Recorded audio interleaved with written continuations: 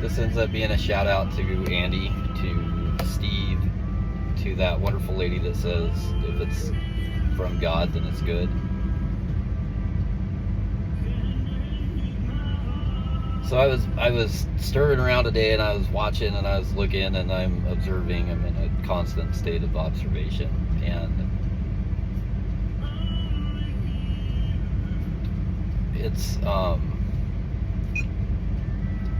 for people that are in a place of like needing validation, they end up seeking out what makes them feel right. So this one video on YouTube I'm watching, this gal's talking about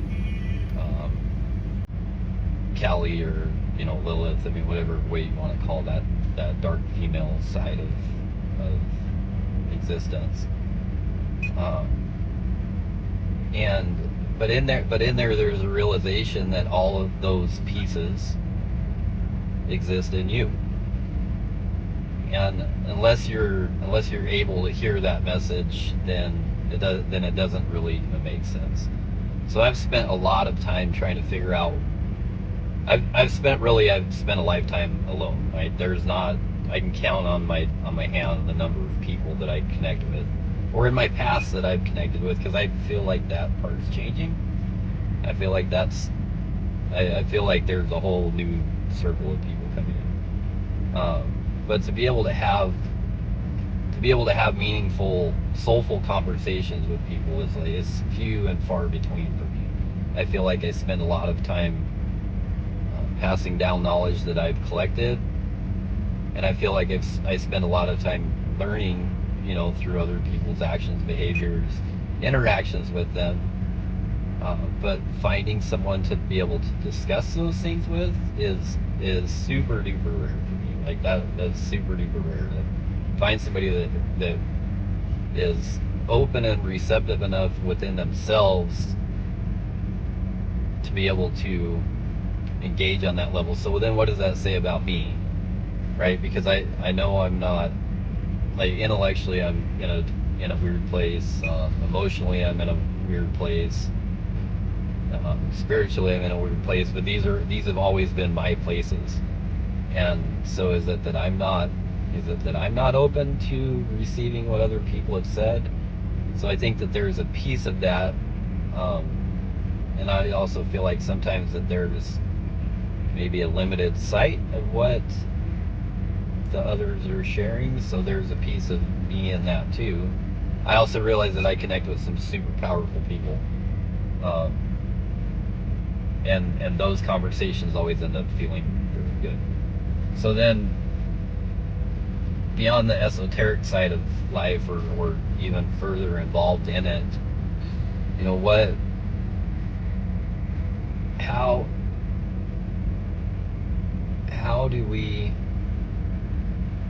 how do we better connect, right? How do we find a more meaningful, authentic connection? And this is all circling onto something which comes to be in just a minute.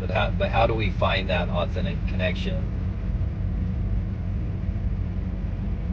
And what is it? What are the boundaries? Because like Steve talked about cycles all the time, right? So cycles come back, and cycles come back, and cycles come back. But in that record player of life, what is it? What's the purpose of reliving that cycle? What do you have to learn from that cycle? What's in the sense of repeat for you in your time here? So if in those cycles, if you look at something that's coming up, what's the opportunity that exists? Because there's always an opportunity that exists. There's never not an opportunity. So in the reliving of those things, is it making a different choice? Is it exerting different boundaries? Is it perceiving yourself with a different level of self-care and love? Is it being a different version, a more fine-tuned, refined, elegant version of yourself, that you've collected all of this other information as you've gone along the way? You've learned all these things about you and who you are. So now when that comes back again, now you can handle it in a different way. You you can be more aligned with what's real for you, and in that place now you've got a key to, people like to call it abundance, but that abundance, that reality, that place is within you, is set within yourself. So if you set that place within yourself and you're being true to yourself, and you look at the opportunities that are there for you to take, and then you own the place within you that is now supporting yourself. So your supporting energy is reflective of you. Your challenging energy is also reflective of you. So what do you do with that level of awareness? What do you do with that place that sits inside you? The last couple years for me has been an insane crash course of reality. Like I've come to some pretty amazing places. I know that there are some things, like there's some substantial changes coming in my life. I know that.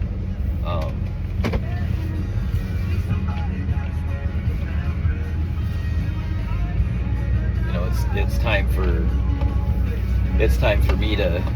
for me to I guess branch out and spread my wings, and the opportunity for that is coming. And what does that opportunity mean? I don't know yet. I'm not trying to worry or figure that place out. I just feel that it's brewing.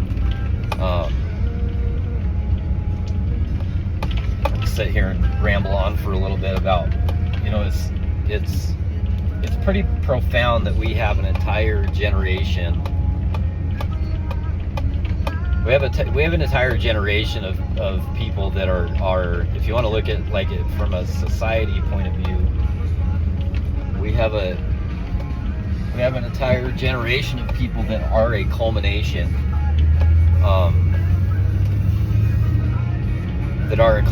of the destruction of the family system, right? So if you look at Generation X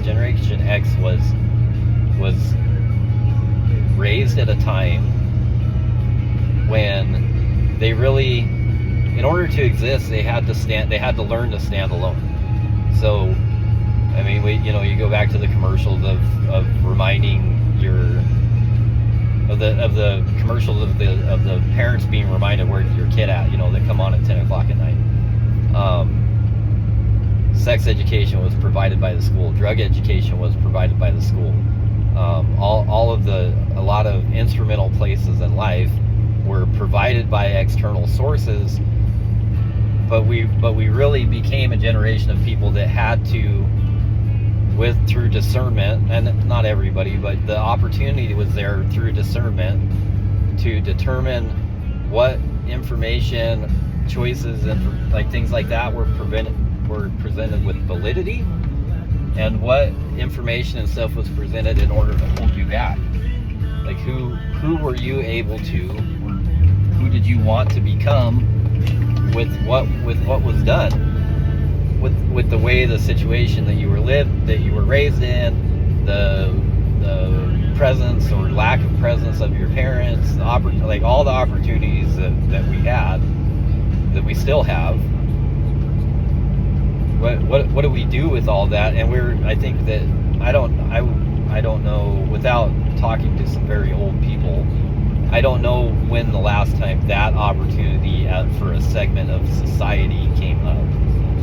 And so Generation X ends up being a very important, I guess, transformative place, because we were born in a transition of digital to analog, or analog to digital.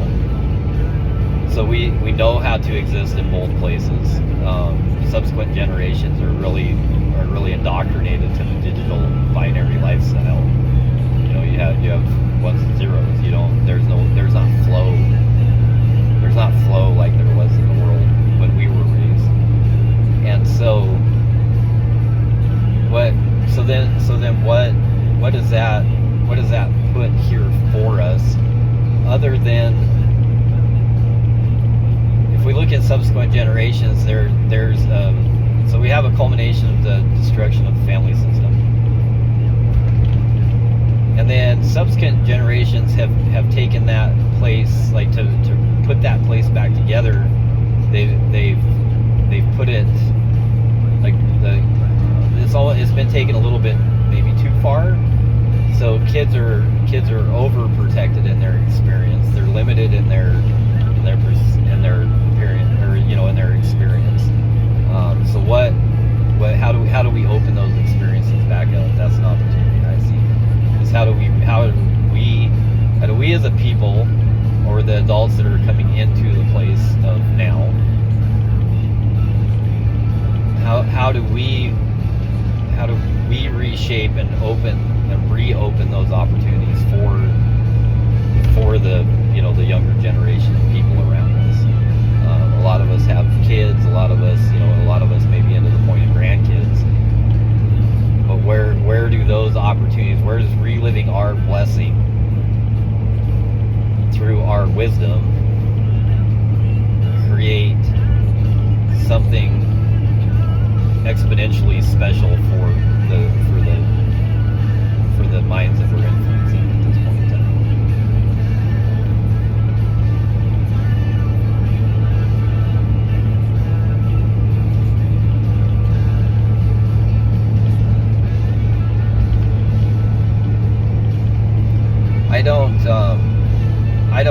I think I ask a lot of questions. I don't know that I have a lot, I would say, figured out.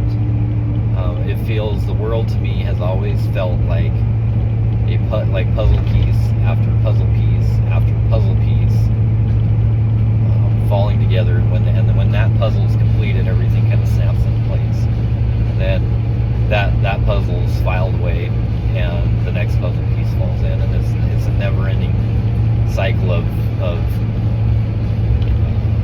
I don't know, collecting of all these things, right? And we put it together, and then the picture is clear, and then the next picture starts to form. Layer upon layer upon layer of the onion is what it's always felt like.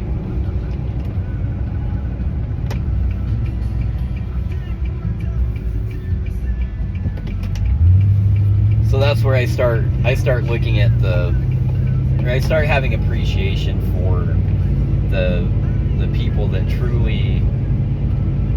I truly resonate with, or the vibe, the level of people that I am on, because they all stand alone as individuals. They absolutely do.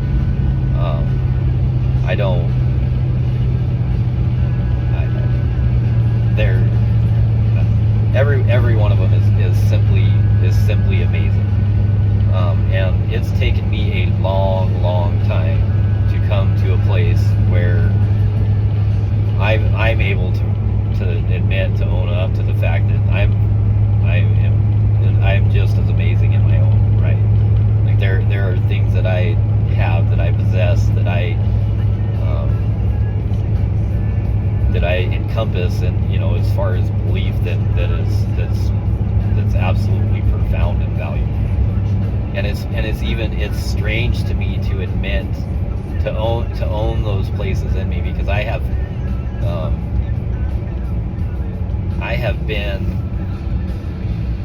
it has been an absolute challenge. It has been an absolute challenge to find me amidst where I've been, if that makes sense to anybody. It has been an absolute challenge to find me where I exist within where I've been. It's been a long road to get here, and I can't say that I would even trade any of it for the world, because there is only one unique me. There's only one unique you, and energy can't be created or destroyed. It can only transform. On the quantum level, everything is connected. Science is starting to provide validity to that belief, or that understanding that's been around for a very, very long time. But people are actually being able you can actually see it now. And so in that totality of connection, in that totality of belief that we really are all valuable, What are we inspired to become? What do we do with that, with that inspiration? There's that movie about the gal that was the like first ape thing. I don't even remember I remember what her name was. Anyway, in the movie, it's got Scarlett Johansson in it. She, in the encompassment of herself, she returns to the very beginning and becomes all, right. She's connected. So and whoever directed it did a really good job. Is like, what, because you were given this opportunity in life. So what in the fuck are you doing with it?